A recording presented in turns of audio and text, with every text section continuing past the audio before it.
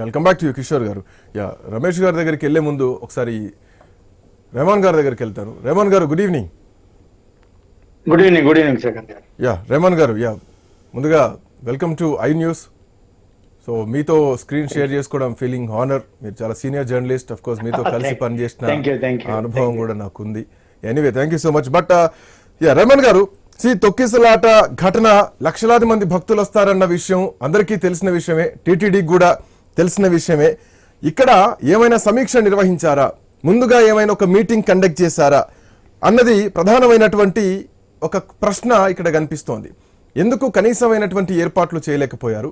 90 కౌంటర్లు పెడుతున్నాం అన్నది ఒక చెప్పుకోవడానికి బాగానే ఉంది, కానీ 90 కౌంటర్ల దగ్గర లక్షలాది మంది ప్రజలు వస్తారన్నటువంటి విషయాన్ని కూడా టీటీడీ గ్రహించలేకపోయిందా? ఒక సమీక్షా సమావేశం నిర్వహించారా? నిర్వహిస్తే నిర్ణయ లోపం ఎందుకు జరిగింది? ఒకసారి ఆల్రెడీ డేట్ కన్ఫర్మ్ చేసుకున్న తర్వాత దాన్ని ముందుకు ప్రీపోన్ చేసుకున్నారంటే అసలు ఏం జరిగింది? ఎక్కడ సమీక్ష లోపం ఎక్కడ జరిగింది? శ్రీకాంత్ గారు, ఇంతకంటే ముందు గతంలో నుంచి ఈ గుణపాఠాల్లో నుంచి అనుభవాల్లో నుంచి గుణపాఠాలు తీసుకోవాల్సిన అవసరం ఉంది. గతంలో పుష్కరాలు మీకు వెళ్ళాలి, చాలా వెనక్కి వెళ్ళాలి. పుష్కరాల ఘటనలో చంద్రబాబు నాయుడు సమక్షంలోనే తొక్కిసలాట జరిగి అప్పుడు కూడా ఇట్లాంటినే చాలా ప్రాణాలు గాల్లో కలిసిపోయినాయి. మనం ఆ సందర్భాన్ని కూడా మర్చిపోవద్దు. సామాన్యుల ప్రాణాలకు విలువ లేకుండా పోతుంది. అంటే సిబ్బంది నిర్లక్ష్యము ఉంది, నిర్వహణ లోపము ఉంది. అలాగే ఇంతమంది క్రౌడ్ అక్కడ పోగైతారు అనుకున్నప్పుడు కావలసినటువంటి భద్రతా ఏర్పాట్లను, వాళ్ళని క్యూ లైన్లలో ఎలా తీసుకెళ్ళాలి అంటే జనరల్ గా భక్తులకు ఒక ఆతృత ఉంటదండి. టికెట్ అనేది, ఉచిత టికెట్ అనేది డెఫినెట్ గా వాళ్ళు ఎంత తొందరగా దర్శనం చేసుకుని అంత తొందరగా వెళ్ళిపోదాం అనుకుంటారు.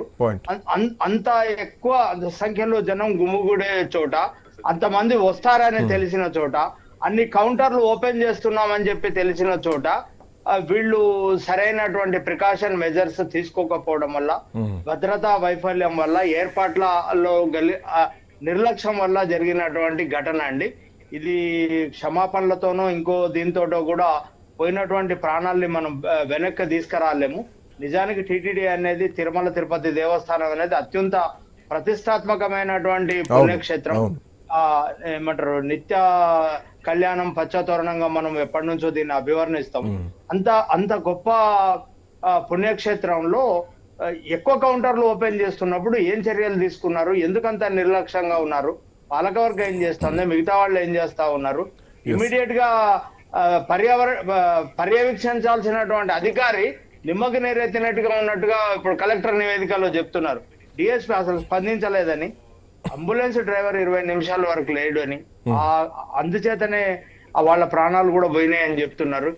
ఇంత భక్తులను అంటే ఇంత ఆదాయం కలిగినటువంటి వనరు, ఇంత సెంటిమెంట్ కూడా ఉంటది, అంత ప్రతిష్టాత్మకమైనటువంటి చోట ఇంత నిర్లక్ష్యం జరగడం అనేది నిజానికి క్షమించాలన్నటువంటి విషయం. డెఫినెట్ గా పుష్కరాల్లో నుంచి కూడా గత ప్రభుత్వాలు గుణపాఠాలు నేర్చుకోలేదు కాబట్టి సామాన్యుల ప్రాణాలు గాల్లో కలిసిపోతున్నాయి. ఈ 1-2 రోజులు మీడియా హడావుడి చేస్తుంది, మిగతా సందర్భాల్లో మళ్ళీ పోయిన ప్రాణాలు ఎలాగూ రావు. గతంలో కూడా ఇట్లాంటి ఘటనలు జరిగినాయి. ఆ ఘటనలో నుంచి అనుభవాలు, గుణపాఠాలు నేర్చుకోకపోవడం వల్లనే ఇట్లాంటి ఘటనలు పునరావృతం అవుతున్నాయి. ఇప్పటికైనా సరైనటువంటి సెక్యూరిటీ మెజర్స్ తీసుకొని భవిష్యత్తులో ఇట్లాంటి ఘటనలు జరగకుండా, పునరావృతం కాకుండా కట్టుదిట్టమైనటువంటి చర్యలు తప్పకుండా తీసుకోవాల్సినటువంటి అవసరం ఉంది. ఇందుకు నిర్లక్ష్యానికి కారణమైనటువంటి అధికారులు, అట్లానే ఒక సైంటిఫిక్ మెథడ్స్, మనం గతంలో కనుక చూసినట్టయితే మనం ఒక 30-40 సంవత్సరాలు వెనక్కి వెళ్తే తిరుపతిలో లోయలో పడి బస్సు, మనం ఆకాశవాణి వార్తల్లో వినేవాళ్ళం, లోయలో బస్సు పడి ఇంతమంది చనిపోయారని వినేవాళ్ళం. తర్వాత ఒక సైంటిఫిక్ మెజర్ చేసి 1 వే చేసి ఆ తర్వాత డ్రైవర్లకు శిక్షణ ఇవ్వడం, ప్రధానంగా అక్కడ పనిచేసే సిబ్బందికి, అధికారులకు శిక్షణ, ఎప్పటికప్పుడు ఒక ఓరియంటేషన్, ఇదంతా చాలా ముఖ్యం. అంటే ఇది అక్కడ క్రమశిక్షణ కూడా చాలా ముఖ్యం. అంటే తరచుగా వచ్చేటువంటి ఎక్స్పీరియన్స్ ను షేర్ చేసుకోవడం, భక్తులకు అసౌకర్యం అంటే భక్తుల ప్రాణాల పట్ల, భక్తుల పట్ల ఉండే ఒక నిర్లిప్తత, నిర్లక్ష్య భావం అక్కడ కనపడుతుంది అనేటువంటి విషయాన్ని చాలా మంది చెప్తున్నారండి. దీన్ని ప్రభుత్వం చాలా సీరియస్ గా తీసుకోవాలా. అందులో ఇది చాలా ఈ ప్రతిష్టాత్మకమైనటువంటి అంశంగా, పుణ్యక్షేత్రం కాబట్టి డెఫినెట్ గా దీని మీద ప్రభుత్వాలు కదలాలా, కదిలి ఒక సైంటిఫిక్ మార్గాన్ని అనుసరించి చేయాలా. అమాయకుల ప్రాణాలు అయితే గాల్లో కలిసిపోయినా చాలా దురదృష్టకరమైన ఘటన. రైట్, వస్తా రేవంత్ గారు మీ దగ్గరకు వస్తా. రమేష్ గారు, ఐల్ కమ్ బ్యాక్ టు